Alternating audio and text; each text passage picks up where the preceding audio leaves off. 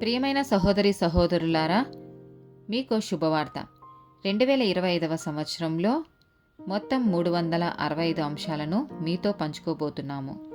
జనవరి 1వ తేదీ నుండి ప్రతిరోజు ఒక అంశము మరియు దానికి సంబంధించిన వాక్యమును పంచుకుంటాము. దయచేసి ఆ వాక్యములను వినండి, ధ్యానించండి మరియు ఆశీర్వదించబడండి. దయచేసి సబ్స్క్రైబ్ చేయండి మరియు మీ స్నేహితులతో పంచుకోండి. ధన్యవాదాలు.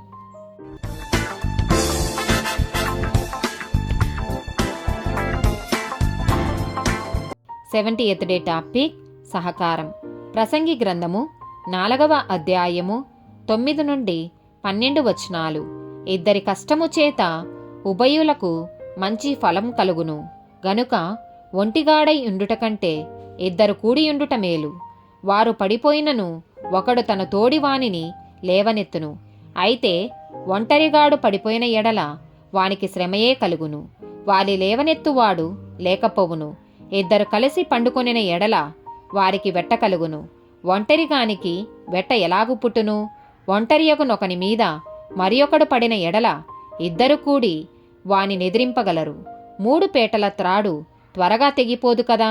రోమీలకు రాసిన పత్రిక 12వ అధ్యాయము 16వ వచనం. ఏడ్చు వారితో ఏడువుడి, ఒకనితోనొకడు మనసు కలిసి ఉండుడి. హెచ్చువాటియందు మనసుంచక తగ్గువాటియందు ఆసక్తులైయుండుడి. మీకు మీరే బుద్ధిమంతులమని అనుకొనవద్దు. రోమీలకు రాసిన పత్రిక 15వ అధ్యాయము 5, 6 వచనాలు.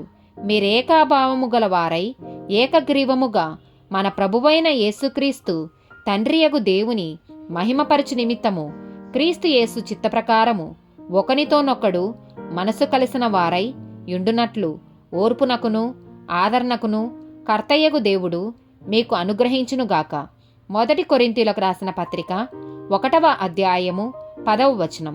సహోదరులారా, మీరందరూ ఏకభావముతో మాట్లాడవలెననియు మీలో కక్షలు లేక ఏక మనస్సుతోనూ ఏక తాత్పర్యముతోనూ మీరు సన్నదులై ఉండవలెననియు మన ప్రభువైన యేసుక్రీస్తు పేరట మిమ్మును వేడుకొనుచున్నాను. 1 కొరింథీయులకు రాసిన పత్రిక 12వ అధ్యాయము 14 నుండి 20 వచనాలు.